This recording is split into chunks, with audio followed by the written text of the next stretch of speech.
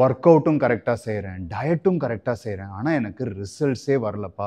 நிறைய பேர் அவங்களோட ஃபிட்னஸ் ஜேர்னியை ஸ்டாப் பண்ணிடுவாங்க. ஆனால் இந்த ஒர்க் அவுட் அண்ட் டயட்டை தாண்டி உங்கள் ஃபிட்னஸ் ஜேர்னியில் பல விஷயங்கள் இருக்குது. அதை நம்ம நோட்டீஸ் பண்ண ஆரம்பித்தோம். நிறைய பேருக்கு ரிசல்ட்ஸ் வருது. வெறும் டயட் அண்ட் ஒர்க் அவுட்டில் ரிசல்ட்ஸ் வருது அப்படின்னா எல்லாருக்குமே ரிசல்ட்ஸ் வந்திருக்கும் இல்லையா? ஸ்பெஷல் சீக்ரெட் என்ன அப்படின்றத கண்டுபிடிக்கிறதுக்கு ஒரு ஸ்டோரியை பார்ப்போம். இந்த ஸ்டோரிக்கு நம்ம ஒரு சைக்கிளிங் டீமை எக்ஸாம்பிளா எடுத்துக்க போறோம். இவங்க வந்து 1908ல ஒரு வாட்டி டூர் டி பிரான்ஸ் அப்படின்ற சைக்கிள் ரேஸ் ஜெயிச்சாங்க. அதுக்கப்புறம் கிட்டத்தட்ட 100 வருஷத்துக்கு அவங்களால ஜெயிக்கவே முடியல. 2003 2004 வருஷத்துல இந்த பிரிட்டிஷ் டீம் வந்து சைக்கிள் வாங்கணும்னு பெரிய பிராண்ட்ஸ் கிட்ட போனா, உங்க டீமுக்கு நாங்க சைக்கிள் தர மாட்டோம், ஏன்னா நீங்க ஓட்டி தோத்து போனா எங்க பிராண்டோட பேர் கெட்டு போயிரும்ன்ற அளவுக்கு அவமானத்தை சந்திக்கிறாங்க. அவங்களோட டீமும் வருஷா வருஷம் ஜெயிக்கணும்னு ஹார்ட் ஒர்க் பண்ணிட்டு இருந்தாங்க, சரியா சாப்பிட்டுட்டு இருந்தாங்க, சரியா தூங்கிட்டு இருந்தாங்க. ஆனாலும் அவங்களால ஜெயிக்க முடியல. இந்த டைம்ல தான் 2004 வருஷம்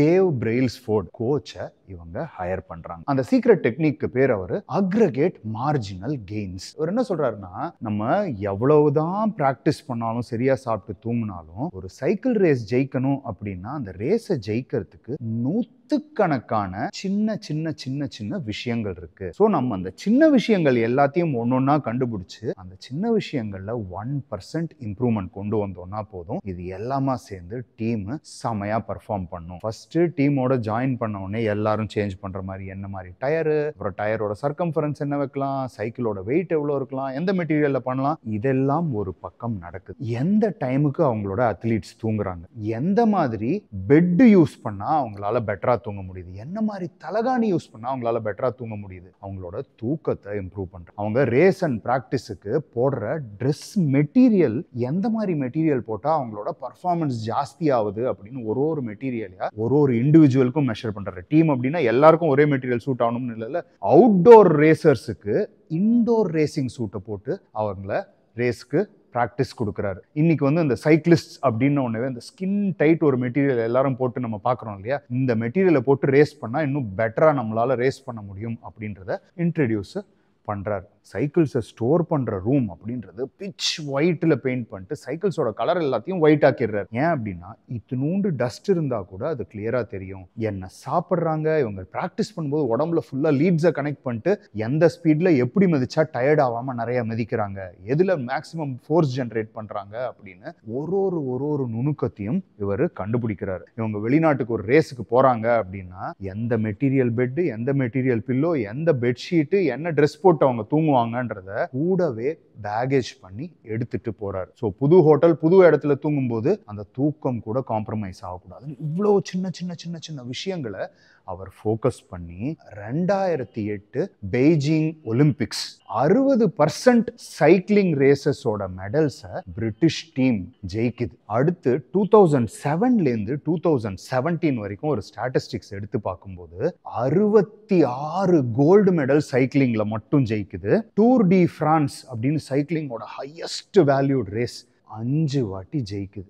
இன்னைக்கு தேதிக்கு சைக்கிளிங் அப்படின்னாலே பிரிட்டிஷ் டீமை பார்த்து எல்லாரும் வந்து பயப்படுற அளவுக்கு கொண்டு வந்தார். அவர் என்ன சேஞ்ச் பண்ணாரு அப்படின்னா சின்ன சின்ன சின்ன சின்ன சின்ன நுணுக்கங்களை அவர் சரி பண்ணார். இந்த பிரின்சிபிளை நம்மளோட வாழ்க்கையில் எங்கே வேணால் அப்ளை பண்ணலாம். உங்கள் கரியராக இருக்கட்டும், இல்லை நம்மளோட ஃபிட்னஸில் ஸ்பெசிஃபிக்காக எடுத்து பார்த்தோம் அப்படின்னா ஒர்க் அவுட் ரொட்டீன் ஒன்று செமையாக ஃபாலோ பண்ணுவோம், கரெக்டான டயட் ஃபாலோ பண்ணுவோம், ஆனால் மற்ற விஷயங்கள் பல விஷயத்தை விட்டுருவோம். என்ன டைமுக்கு படுக்க போகிறோம், என்ன டைமுக்கு எழுந்திருக்கிறோன்ற ஸ்லீப்பிங் ஹேபிட்டை பர்ஃபெக்டாக செட் பண்ணும்போது உங்களோட ஸ்லீப் பேட்டர்ன் அண்ட் ரிகவரி நல்லா ஆகும்போது உங்களோட ஒர்க் அவுட் பர்ஃபார்மன்ஸ் இன்க்ரீஸ் ஆகுது. உணவை ப்ராப்பராக மெஷர் பண்ணி சாப்பிட்டுட்டு அதுலேருந்து உங்கள் பாடிக்கு அக்செப்ட் ஆகுதா, கேஸ்ட்ரிக் இஷ்யூ வருதா, இல்லை சீக்கிரம் ஹங்கர் வருதா அப்படின்ற சின்ன சின்ன பாடியோட ஃபீட்பேக்கை நீங்கள் பார்க்க ஆரம்பிக்கும் போது, ஒரு கோச்சோட நீங்கள் ஒர்க் பண்ணிட்டு இருந்தீங்கன்னா அவர்கிட்ட சஜஷன் சொல்லும்போது அந்த டயட்டை இன்னும் பெட்டர் பண்ண முடியும். மச்சான் நாளைக்கு ஜிம் போகலாம் அப்படின்னு சொல்ற நம்ம எப்படி ஹேண்டில் பண்ண போகிறோம், இவங்கள்ட்டேருந்து எப்படி தள்ளி இருக்கலாம் நம்மளோட ஒர்க் அவுட் டைம்லன்ற மாதிரி சின்ன விஷயங்களை பிளான் பண்ணும்போது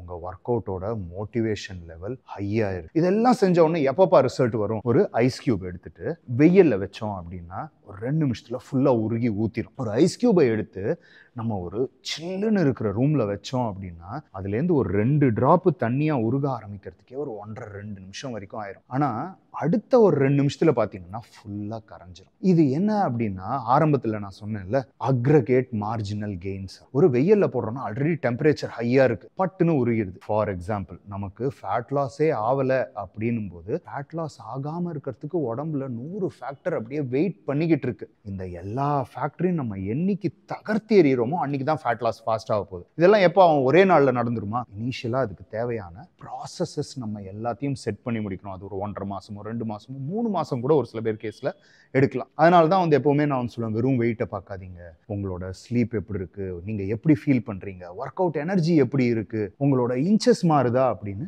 எல்லா ஃபேக்டரையும் மெஷர் பண்ணும். ஸோ இந்த ஐஸ் கியூப் என்ன ஆகுது அப்படின்னா இந்த இனிஷியலா அந்த டெம்பரேச்சர் சேஞ்ச் அப்படின்றத புரிஞ்சுக்கிட்டு உருக ஆரம்பிக்கிறதுக்கு டைம் எடுக்குது. ஆனா ஒன்ஸ் அது ஸ்டார்ட் ஆயிருச்சு அப்படின்னா ரிசல்ட்ஸ் ஃபாஸ்டா ஃப்ளோ ஆகுது. இதே மாதிரி உங்களோட லைஃப்ல என்ன கோலா இருந்தாலும் ஸ்பெசிஃபிக்கா இங்க நம்ம ஃபிட்னஸ் கோல் அப்படின்னும் போது ஓகேப்பா நான் ஒர்க் அவுட் கரெக்டா பண்றேன், டயட் ஒழுங்கா பண்றேன், 2 மாசமா பண்றேன், எனக்கு ரிசல்ட்டே வரல அப்படின்னு யோசிக்காம இதை இம்ப்ரூவ் பண்றதுக்கு நான் என்ன மாதிரி மோட்டிவேட்டடா இருக்கணும், ஒர்க் அவுட் அப்ப எந்த மாதிரி மியூசிக் கேட்டேன் அப்படின்னா என்னால பெட்டரா ஒர்க் அவுட் பண்ண முடியுது, எந்த டைம்ல ஒர்க் அவுட் பண்ணா என்னால பெட்டரா ஒர்க் அவுட் பண்ண முடியுது, எவ்வளவு நேரம் தூங்குனா என்னோட ஒர்க் அவுட் இம்ப்ரூவ் ஆகுது, எந்த மாதிரி உணவுகள் என்னோட உடம்பு அக்செப்ட் பண்ணுது, எந்த மாதிரி உணவுகள் என் உடம்பு அக்செப்ட் பண்ணல அப்படின்ற ஒரு நுணுக்கத்தையும் கவனிக்க ஆரம்பிச்சீங்க. உங்களோட ஃபிட்னஸ் கோல் அப்படின்றத நீங்க அடையறத யாராலையும் தடுக்க முடியாது. இந்த வீடியோ யார் யாருக்கெல்லாம் பிடிச்சிருக்கும்னு நினைக்கிறீங்களோ அவங்க எல்லாருக்கும் ஷேர் பண்ணுங்க. ஏன்னா நம்ம ஃபிட்னஸ் ஜர்னி அப்படின்றது நம்ம மட்டும் ஃபிட்டா இருந்தா